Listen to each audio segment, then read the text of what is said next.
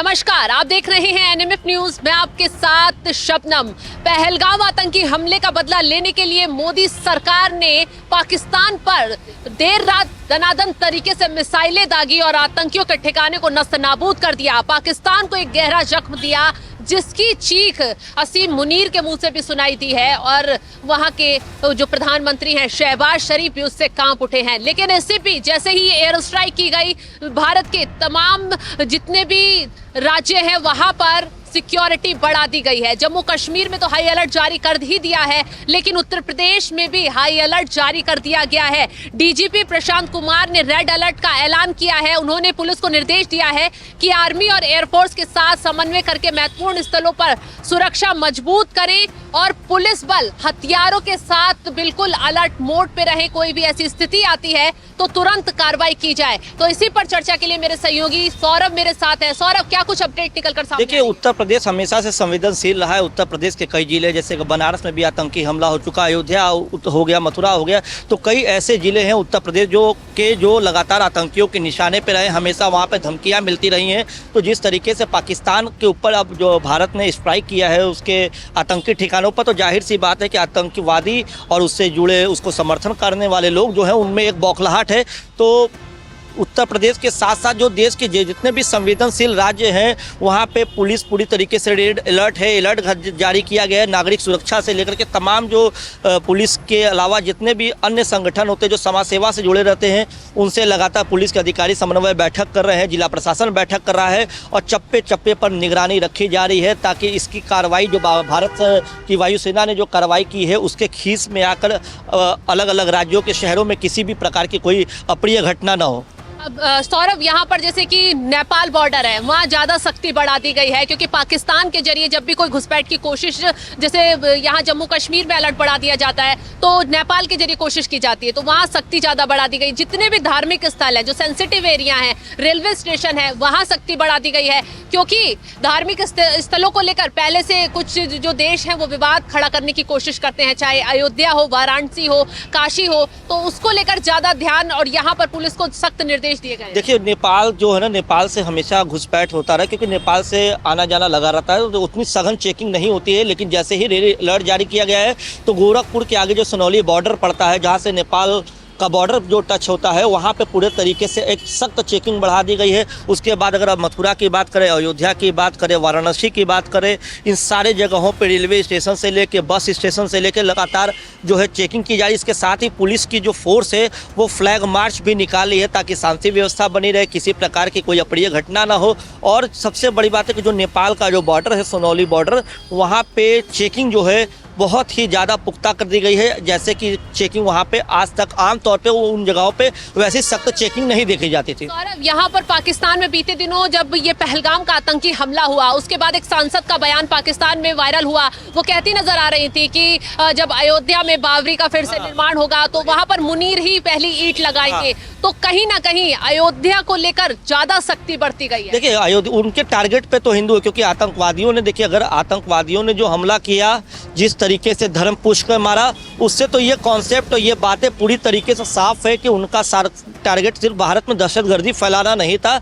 उनका टारगेट एक तीर से दो निशाना करना, यानी कि एक आतंकी हमला भी करके दहशत फैलाना, उसके साथ कुछ ऐसा कदम उठाना था, मतलब कि धर्म पूछ के मारने का मतलब ये कि आतंकवादी हमला भी हो जाए और भारत के अंदर सांप्रदायिक माहौल जो है वो बिगड़ जाए, हिंदू मुस्लिम भारत के अंदर आपस में लड़े। लेकिन वो चीज़ें फेल हो गई। पाकिस्तान के आतंकवादियों ने से आए जो आतंकवादी थे वो जो नाकाम कोशिश की वो तो भारत में सक्सेसफुल नहीं हुआ। लेकिन लगातार जो पाकिस्तान की जो नेता थे उन्होंने इस तरीके से बयान दिया कि जो आसिम मुनीर ईंट रखेंगे, और ये पाकिस्तान के कई ऐसे नेता हैं जो इस पूरी स्थिति को लेकर के मान भी रहे हैं कि आसिम मुनीर के चलते भारत के पहलगाम में इस तरीके से हमला हुआ। आसिम मुनीर ने एक भड़काऊ भाषण दिया था और उसके बाद ये सारी चीज़ें हुई। तो पाकिस्तान के अंदर भी कुछ अंतरकला है, कुछ ऐसे नेता हैं जो पूरी वास्तु स्थिति को समझते हैं, अपने देश की सेना की ताकत को समझते हैं, अपने देश की आर्थिक स्थिति को समझते हैं, जो सच जानते हैं वो तो सच बोले हैं। लेकिन यही है कि सबसे ज़्यादा विदर्भपकी देने वाली नेताओं की वहाँ पे लंबी एक फहरिस्त है, जो पहले तो भारत को धमकी देते हैं कि नदियों में खून बहेगा, लेकिन उसके 24 घंटे के अंदर अपने परिवार को भगा देते हैं। पाक आर्मी चीफ का जो आर्मी चीफ मुनीर, वो अपने परिवार को भगा देता है। तो उसको भारत के शक्ति का अंदाजा है, शक्ति के आगे वो टिक नहीं सकता। लेकिन सबसे बड़ी बात है, आप ये देखिए शबनम, कि भारत ने ऐसा हमला किया है जिससे पाकिस्तान के किसी भी आम नागरिक को नुकसान ना पहुंचे। जबकि पाकिस्तान ने पहलगाम, आतंकवादियों ने पहलगाम में क्या किया, वो सेना के ऊपर हमला नहीं किया, वो पर्यटकों के ऊपर हमला किया। लेकिन भारत ने बहुत इत्मीनान से पूरा होमवर्क करके, इतना दिनों का, जो 22 अप्रैल से आज 7 मई हो गया, इतने दिनों का समय लगा। लगातार लोग सवाल कर रहे थे, जो प्रधानमंत्री से मांग करते कि जल्द से जल्द सैन्य कार्रवाई हो, लेकिन वो उसमें देरी क्यों हो रही थी, वो चीज़ें अब निकल के आई। क्योंकि प्रॉपर होमवर्क किया जा रहा था कि केवल आतंकी ठिकाने को निशाना बनाया जाए जो आतंकवादी भारत में आके दहशतगर्दी फैलाते। इसके साथ ही ये भी मैसेज देने की कोशिश की गई है कि पाकिस्तान अब आतंकवादियों को पालना छोड़ दे, नहीं तो पाकिस्तान की अभी और बर्बादी हो सकती है। बिल्कुल सौरभ, तो तमाम जानकारी देने के लिए आपका बहुत शुक्रिया। तो जिस तरीके से उत्तर प्रदेश में रेड अलर्ट जारी कर दिया गया है, वो बताया जा रहा है कि 1971 के बाद ये पहला मौका है जब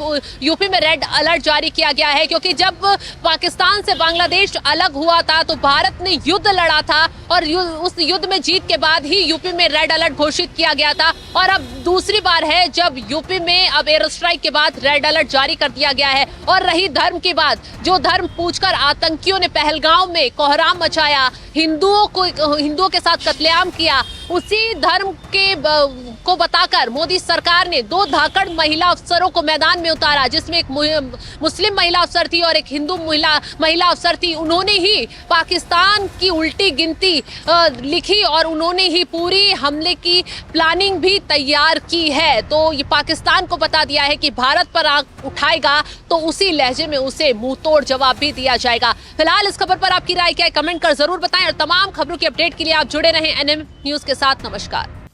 यह एलओसी से 30 किलोमीटर दूर था। लश्कर तोयबा का बेस था जो रजौरी पुंछ में सक्रिय था। 20 अप्रैल 2023 को पुंछ में और 9 जून 2024 को तीर्थ यात्रियों के बस हमले में यहीं से आतंकी को ट्रेन किया गया था।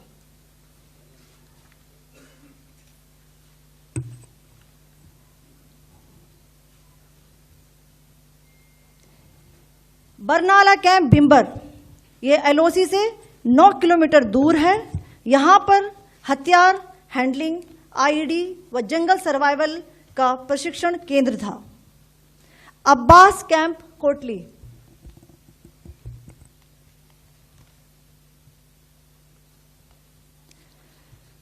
यह एलओसी से 13 किलोमीटर दूर है।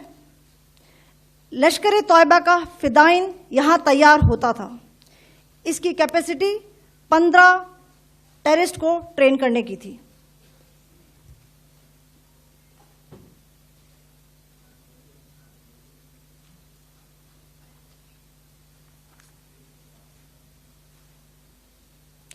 अब मैं पाकिस्तान के अंदर के टारगेट से अवगत कराना चाहूंगी। पहला, सर्जल कैंप सियालकोट। यह अंतर्राष्ट्रीय सीमा से 6 किलोमीटर की दूरी पर है, सांबा कटवा के सामने।